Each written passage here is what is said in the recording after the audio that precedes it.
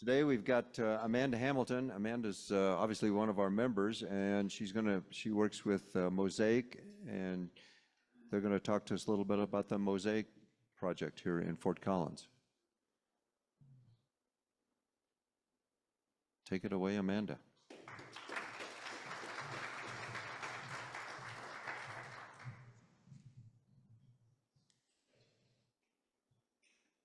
Good afternoon, everybody. So thank you for allowing us to come and share about our mission today and the services that we provide in Northern Colorado. My name is Amanda Hamilton. I'm the Community Relations Manager for MOSAIC in Northern Colorado. And here's the part where I share my personal story, but it's really boring. There's nothing special about how I found MOSAIC. But once I got here, once I became part of the MOSAIC family, I figured out really quickly that it's a special place. We like to say that MOSAIC is something that you're a part of, and in Northern Colorado anyway, it truly feels like that.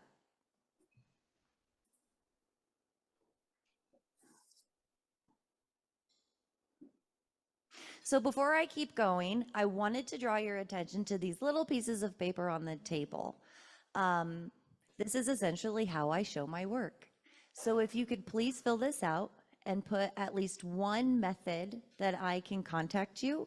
In the following weeks, I'm just gonna reach out and ask for your opinion about our program. And I will also ask if there's anybody that you know who would be interested in learning about what we do.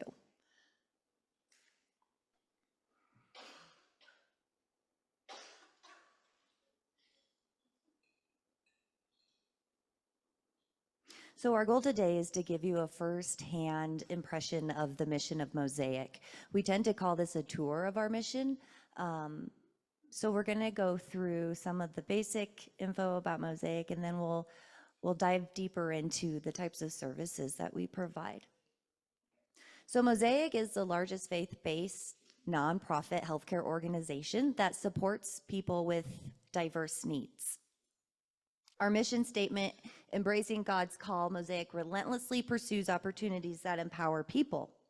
We do this by providing a meaningful life in a caring community, giving voice to their needs. So MOSAIC works alongside the people that we support to help them define and realize their goals and their dreams. We help them gain greater independence by providing supports that allow them to live independently or with another. And we help connect them to their community so that those we serve can be a part of it and not separate from it. And then MOSAIC also stands alongside the people we support by advocating for their needs. We have a government relations team that's very active in speaking with representatives about the needs of people who have intellectual developmental disabilities and the life-giving supports that Medicaid can offer them.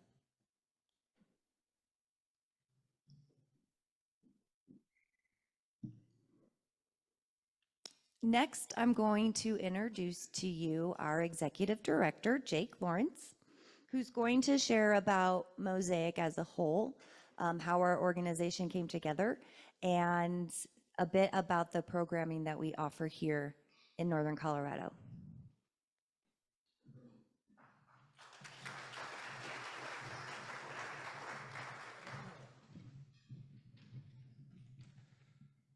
All right. Well, thanks, Amanda. She gets some of the fun stuff with our mission, vision, and values, and belonging, connection, faithfulness, and grit. Again, those are our core values and something we live by every day.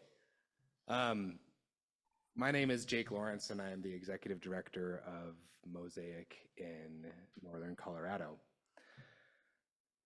It's always a really good day when I get to stand up in front of a group and share about MOSAIC and our mission, and I'm excited to be able to do that today. Similar to Amanda, I don't have a great story about how I found MOSAIC, but I did find MOSAIC through a small and meaningful connection. My girlfriend through college, my wife at the time, actually worked at MOSAIC in her undergraduate through her social work program. I had gone to CSU here to become a teacher in social studies, actually, so I will say I did decent on our test here. But the world had different plans for me. So I needed a job out of school, and I started working with MOSAIC, and similar to Amanda, I found a place I belong and have been with MOSAIC for 15 years ever since. I've had the pleasure of working for MOSAIC in a variety of roles. I started doing direct care with kids and families and working in their homes, taking them into the community, and it's just been an amazing opportunity. So I'd like to share a little bit about the history of MOSAIC. Being a history and social studies guys, that's kind of what I lean towards. MOSAIC is the outcome of two separate organizations coming together. In 1913, Bethpage Mission was created by a Lutheran pastor in Axtell, Nebraska. Pastor Dahl asked 54 members of his congregation for $1. $1 was a big ask 110 years ago, and all 54 members of his congregation gave. They established a home where people were treated as guests and not inmates. They were respected rather than resented, and they were welcomed rather than treated with hostility. Similarly to Bethpage, another faith-based organization called Martin Luther Homes began supporting children with intellectual and developmental disabilities in 1925 in Sterling, Nebraska. The two legacy organizations came together in July of 2003 as MOSAIC. As Amanda said, at MOSAIC, we relentlessly pursue opportunities that empower people to live full lives and have done so all day, every day for more than a century. We serve in 13 states at 40 locations and have a presence as well internationally in Tanzania. So that's a lot about MOSAIC, the big M MOSAIC as we refer to it. My focus, of course, is here in Northern Colorado. And in Northern Colorado, MOSAIC started providing services to adults and children with intellectual disabilities and autism in 1980. We currently serve around 130 individuals in the Northern Colorado community with diverse needs and are the largest provider of residential services in the area. We have 4 primary areas of service. Our biggest area of service we call MOSAIC at Home, where we serve individuals in family homes in the community. Raise your hand if you have heard of a host home before. That's actually pretty good. So a good way to think about it is now, on the other hand, raise your hand if you've heard of foster care. Almost everyone. So sometimes it's easy to just equate something with something we know. And a good way to think of a host home is similarly to a foster home. An individual or family will open their home and their hearts to an individual with developmental disabilities and provide whatever needs whatever they need to live a full life. So that could range from rides, to work or school, grocery shopping, cooking, all the way to range of full assistance with all areas of daily living. So a really broad spectrum. We also provide children's services to individuals living in their family home and to individuals in the foster system. We have an independent community living program for folks who live in their own apartment and who, while they don't need a 24-hour level of support, they might just need somebody to come in every day and check their medications, do grocery shopping, but otherwise are able to live independently. We also have our supported living services where individuals will sort of choose from a menu of services available. Again, that might just look like shopping, cooking, cleaning with a care provider in their home. MOSAIC uses personal outcome measures to assess and learn what's important to each person we serve. We ask about their hopes, goals, and dreams and help them develop a support plan to achieve those things. Another important area of support is education, and we do that through events like this, teaching people about MOSAIC, the services that we provide, and the supports that are available. We also offer a monthly webinar called MOSAIC Compass that is funded through a local donor here in Northern Colorado and the Colt Thomas Foundation. And that allows us, again, on a monthly basis to host a webinar sharing about, again, services, supports, opportunities that are available to people with developmental disabilities in their family. I just wrote this down at the end here, and Amanda spoke to it briefly. MOSAIC is over 90% funded by Medicaid. So the services I just listed, the whole range of them, ranging from host homes to people who live independently, or maybe they just choose from a menu of services, those are all funded by Medicaid waivers.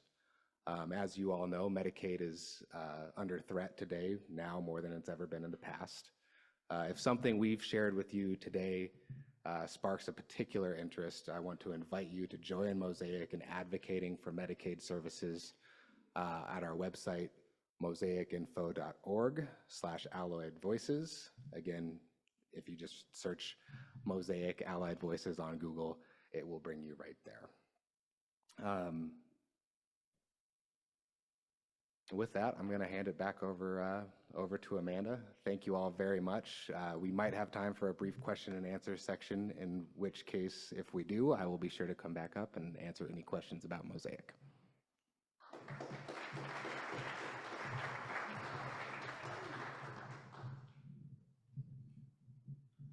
So one of the things we like to do during these presentations is address misconceptions that the community at large tends to have about folks who have developmental disabilities.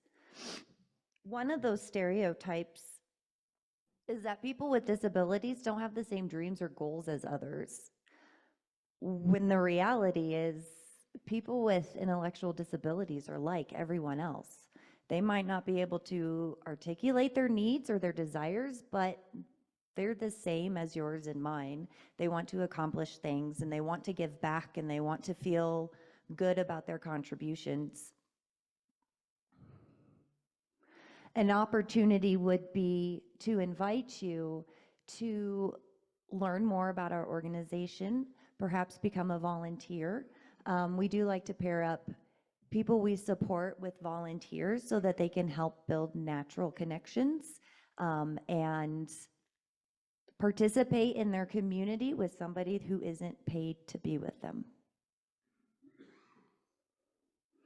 So next, I'm going to share about Vince and Steve.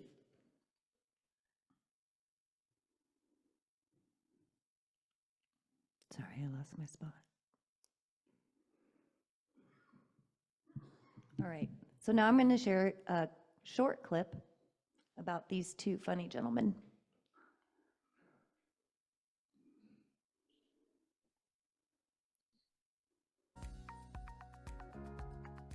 Skydiving. Yeah, what's the occasion? I just have fun. Me and Vincent, we all went skydiving. I had fun there, jumping. It was a blast. I wasn't too scared at all. You could see the whole entire world. It was a tandem, so we were each attached to a master jumper that was behind us. And we got in a plane, and he was just very excited. He was not nervous at all. He did what was asked of the jump instructor. It was definitely a bonding experience. And so I encourage that with the guys that live here to try new things. Steve is a very independent individual who likes to be able to make choices for himself. He's extremely gifted, I think, at electronics. He also likes to play his instruments. He's got a drum set and synthesizers, even a talk box. So he really enjoys kind of being in the spotlight. Trying to be like a musical artist.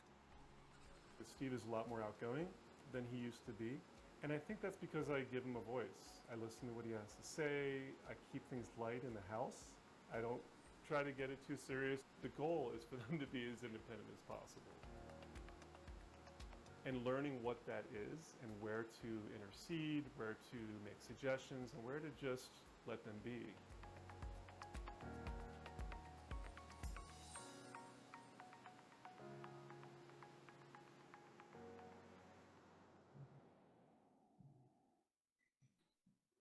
So it's because of home providers like Vince that allow people to really explore all those opportunities and to live life to the fullest.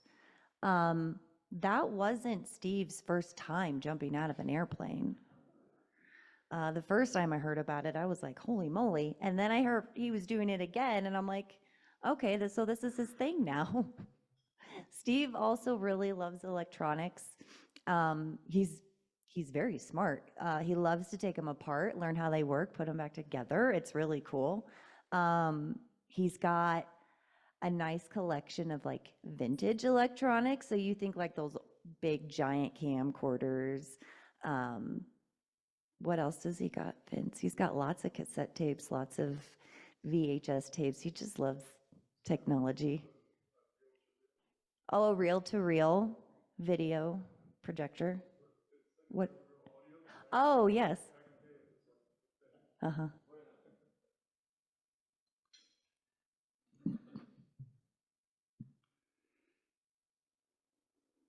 The final story I'm going to share with you today is about Rhonda and Rusty. Rhonda wasn't able to come. She usually shares this herself, but I do have a copy of it, so I'm going to read it for you. The next stereotype that we can talk about is that those with intellectual disabilities are able to access the services that they need. And unfortunately, that's not entirely true.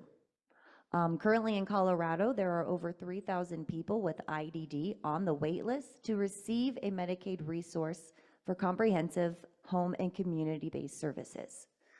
So like we said, all of the supports that we provide are through Medicaid waivers.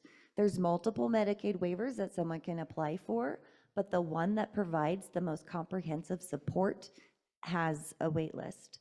And I actually heard recently that the other one is also starting to wait list, unfortunately. So the opportunity here, and Jake talked about it briefly, would be to join MOSAIC Allied Voices and become an advocate yourself. MOSAIC Allied Voices, once you become a member, they'll send you email alerts. It's just an action alert, and you can choose to respond if you want to. It'll give you a link that takes you to a platform that allows you to directly email your specific representatives. They'll even provide copy if you'd like to use, or you can delete it and put whatever else you want to say. But it's a very easy way to just let your voice be heard. So now I'm going to read Rhonda's story. And now you're going to have to pretend Rhonda's a tiny woman. So you're just going to have to pretend that maybe Ruth should stand up next to me. They're probably about the same size. I would like to tell you about my son Rusty and how MOSAIC saved my life. Rusty was born in 1981. He was an adorable, healthy little redhead. By 2.5, he was extremely articulate and just full of life. But one day, out of the blue, my darling little toddler began having seizures. He would have 30 to 40 a day. He immediately lost all of his speech, comprehension, and I began to grieve for this precious little boy I once knew. From that day forward, our lives changed forever. Through the years after that, Rusty became very angry, extremely hyperactive, and eventually horribly violent towards me. He would use his fists and any object he could find to strike me with. And I talked to Rhonda a couple years ago about this, and she described some of these things, and it's not nice. At one point, I believe he struck her with a frying pan. She had to hide all their knives. It was very scary. The years of abuse took their toll on me, and I lost all hope of a happy future for us. In 2002, when Rusty was 21, I received a call that would save my life. MOSAIC had an opening in one of their group homes. Rusty had been on the waiting list to receive services for 7 years. So now I had to make the most important decision of my life. I agonized over the thought of letting go and allowing MOSAIC to care for Rusty. But at the same time, I finally had to realize I was no longer capable of handling this now 6 foot tall, strong, angry young man. So reluctantly, I decided to place him in the MOSAIC group home, hoping and praying that this was the answer to a happier life for both of us. And although life did become less stressful for me, it was now the staff in the group home became the target of his blows. It took years of hard work and dedication, but eventually Rusty settled down and began trusting the staff at MOSAIC, realizing their determination not to give up on him. When the group homes closed and MOSAIC made the decision to support individuals in host home settings, I, of course, immediately began fearing for what Rusty's future was going to look like. But of course, MOSAIC came through again and placed Rusty in the care of a loving family where he is living a life full of purpose and fulfillment. Our journey has been a long one. Rusty is now 44 years old. He still has seizures and uses sign language to communicate. I have finally learned that no matter the situation, and yes, even during the pandemic, MOSAIC will always be Rusty's home where he feels safe and loved. And now I have a life that includes wonderful times with my grown-up son who loves to laugh and tease. Together we are happy and living the life that I long ago hoped and prayed for.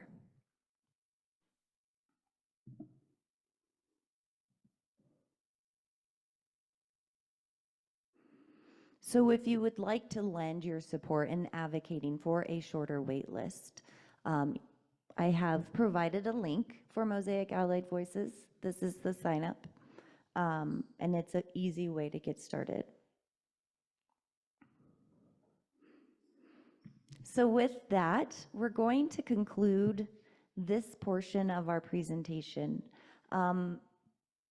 Again, thank you for letting us come and share about our organization and our mission, how we support those with intellectual disabilities in Northern Colorado.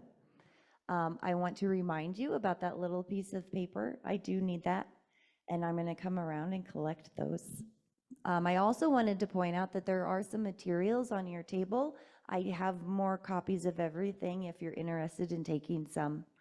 But it shares some opportunities about our services, about volunteer opportunities, and also MOSAIC Compass. And when I follow up with you in a couple weeks, please be thinking about anyone else you know who might be really interested in learning about what we do, either as a service provider or for possible volunteer opportunities.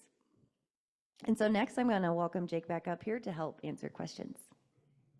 You have questions?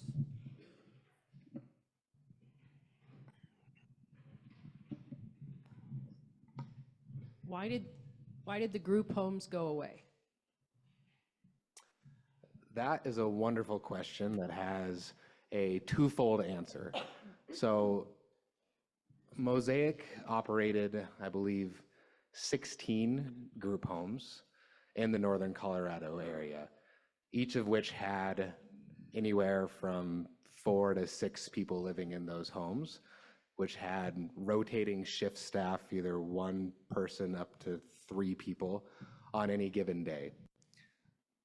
So there were 2 challenges. The first biggest challenge is the Medicaid funding environment changed, and no longer would the funding provided for those comprehensive services keep up with the cost requirements of running group homes. Just that was one of the greatest challenges. The better piece of that story is, again, in my earlier presentation, I mentioned personal outcome measures and the assessments and survey tools that we use to evaluate people's needs and goals. MOSAIC has always had host homes, even when we had 16 group homes. What we continue to see during those two service models running side by side is that we had much higher quality of life outcomes and survey information from those folks living in host homes. As we continue to make that transition, again, it's not like you can't close 16 group homes overnight. We continue to find that the data captured by our personal outcome measures assessments supported that transition from group, not quite facility-based settings, but from group settings into independent settings in the community. And so those outcomes continue to show improvement in people's lives, the quality of their services, their care, and their engagement in the community. And we continue to see those positive outcomes in our assessment and data today. Great, excellent question though. Just wanted to know, how many clients are you serving, and do you have any association with Foothills Gateway? I know their services have been cut back too, so yeah, it must be difficult serving this community. It is. So we have a close affiliation with Foothills Gateway. So very recently, Colorado went through a conflict-free case management transition, and Foothills Gateway remains what's now called a case management agency in the northern Colorado region. And so Foothills Gateway, when they underwent that transition, they had to close all of their direct service operations. And so Foothills Gateway, similarly to MOSAIC, used to be a provider of the services that I just outlined. So they were both a case management agency, meaning they helped people find and get connected with agencies like MOSAIC to provide those services. And they were also a service organization providing those services themselves. Now Foothills Gateway is solely a case management agency and essentially had to divest their service operations into other community organizations. That said, MOSAIC has an extremely close relationship with Foothills Gateway that we've maintained, again, since our time in northern Colorado in 1980. I believe Foothills Gateway's legacy goes far beyond that in terms of their services, and as a school, I believe, for folks with intellectual and developmental disabilities. So we work hand in hand with them and their case management services for the people we serve to make sure they're getting what they need. Hi, you might have spoke to this earlier, I was a little bit late, but are you currently recruiting for host home providers? That is a fantastic question, and we are always recruiting for host home providers. And so if you know of any individuals or families who are looking to provide that kind of work, again, we want to make sure you have our contact information to reach out. Host homing is a wonderful opportunity for individuals who have that skill set, for people and families to stay at home and provide this work. It can provide a very meaningful career path for folks who are willing to provide this work. Can you speak to how a host home provider gets paid?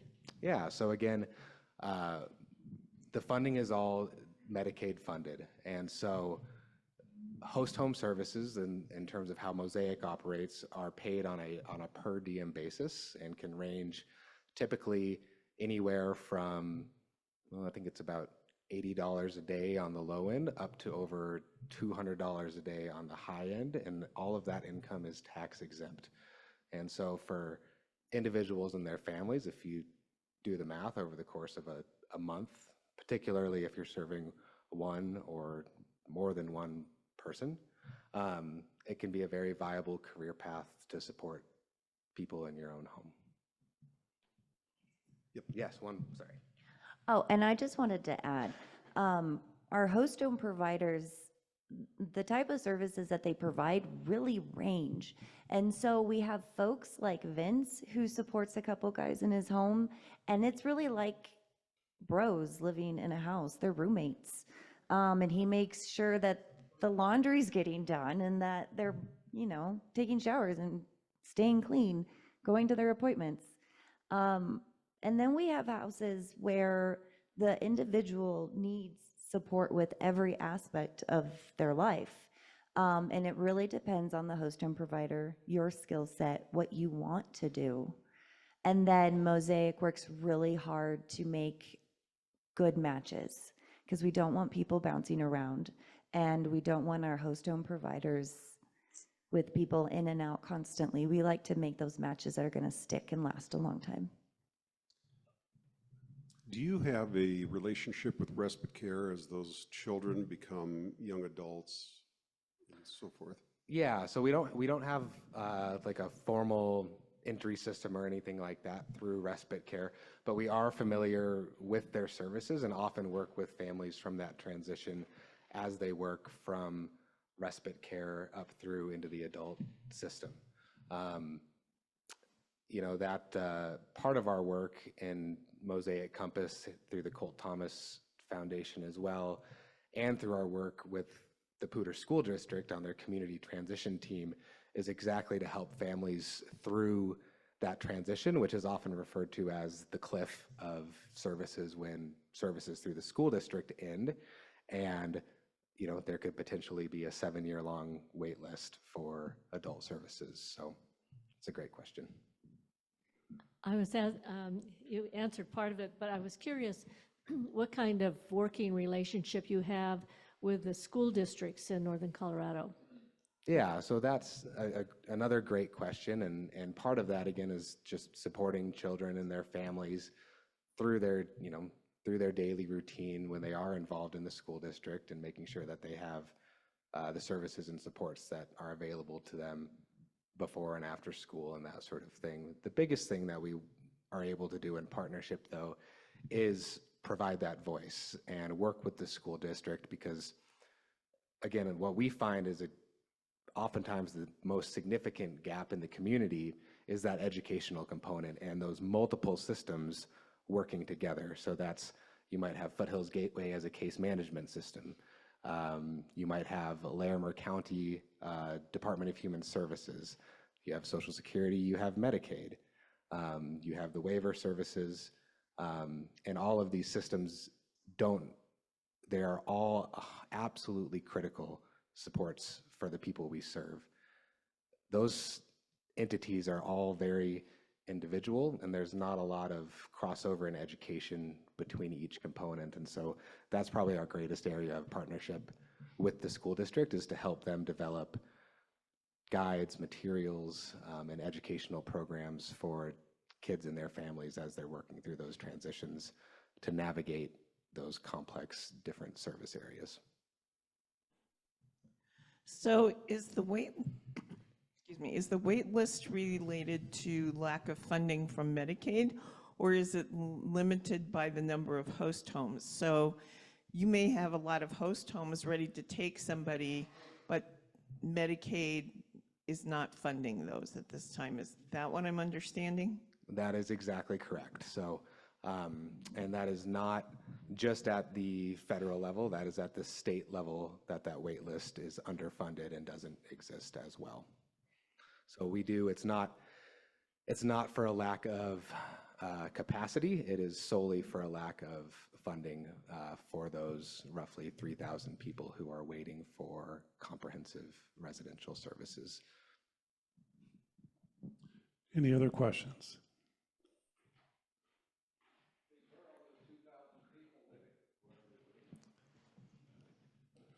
Could you repeat the question for those online, please? Just wondering, where are those 2,000 people that you're not serving living? That is a interesting question, and it doesn't have a single answer. So people most oftentimes are living with natural supports or an unpaid natural support or family member. And one of the greatest challenges is our aging caregiver crisis that we're facing for those folks and for those children. Rusty and Rhonda are a fantastic example of, I would say, the majority of people on that wait list are still in settings like that with their parent, who is an aging caregiver and who in the next 10 years is no longer going to be able to provide that care and support. The other circumstances is they might be living independently, unsafely and underserved, or very oftentimes they might be homeless as well and may not be, they may be on the wait list and may not be receiving those services. But most of the time it's living with an unpaid natural support or family member. Jake, I applaud you and Amanda and your organization for what you do. I guess part of the question that I would have for us as a group is, I mean, sometimes it could be, hearing you speak, it could feel a little bit overwhelming of knowing how we can make a difference. So that's my question to you, is how could an organization like Rotary assist an organization like MOSAIC to help you along the path of what you're wanting to accomplish? I'll give maybe a quick answer and then defer some to Amanda as well. Just the opportunity to speak and share our mission and our story is the greatest thing. The second piece is joining our mission like Allied Voices.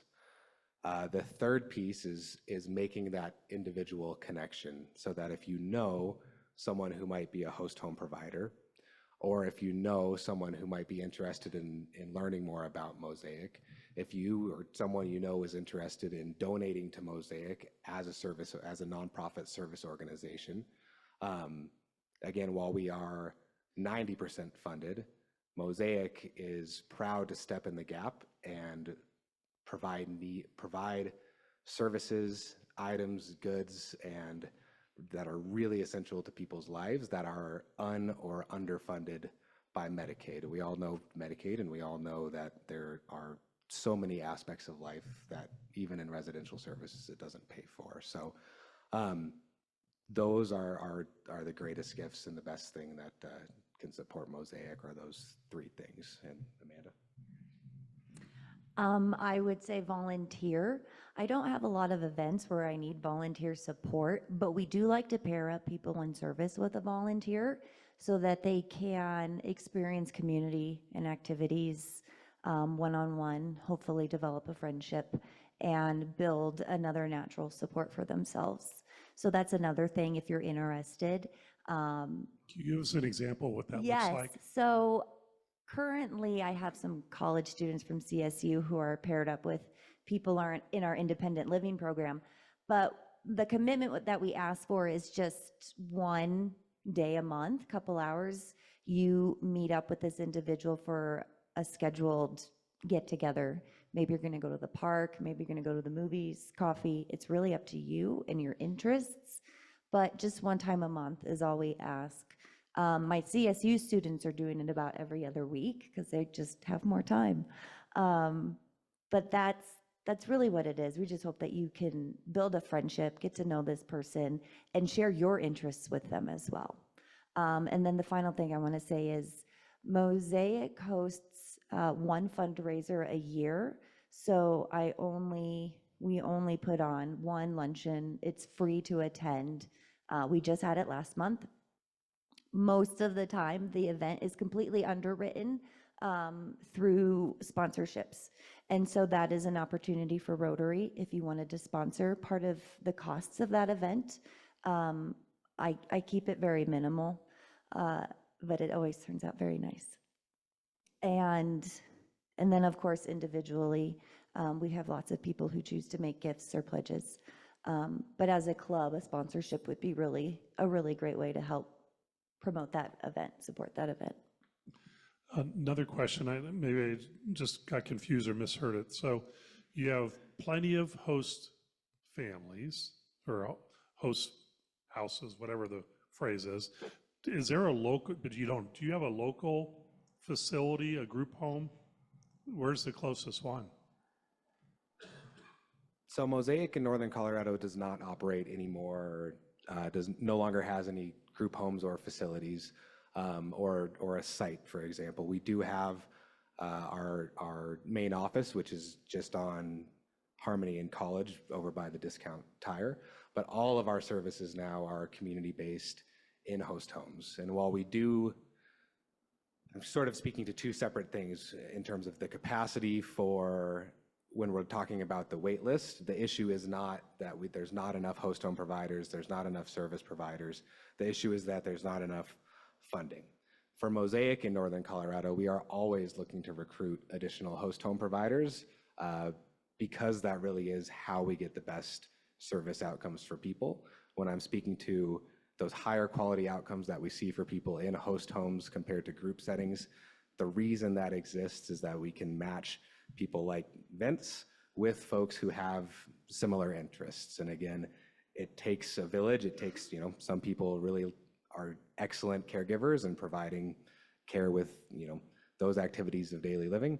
Other people have great skills in other areas, helping people access the community, go skydiving, anything else that they want to do. And so, it's definitely not a one-to-one. We have one host home, we have one person. We like to assure that people have, in an ideal world, 10 different host homes to choose from that can meet the best of their needs. And what would be the basic demographic of a host home? And, I think the unknown is kind of the scary thing, I think, for most people. So do you find that when someone goes and lives with events, right, for a period of time, that's a 1-year commitment, a 20-year commitment? What's that look like? We have it all over the board. So in the demographic of host home providers, I sincerely and genuinely could not give a single demographic because it ranges for individuals, families across the spectrum of our community. We have young people fresh out of college. It's their first thing they're doing. That's what they want to do. We have people who have been doing it for 25 years with this, supporting the same person in their care. So a whole spread. Any other questions? We thank you for your time and sharing today.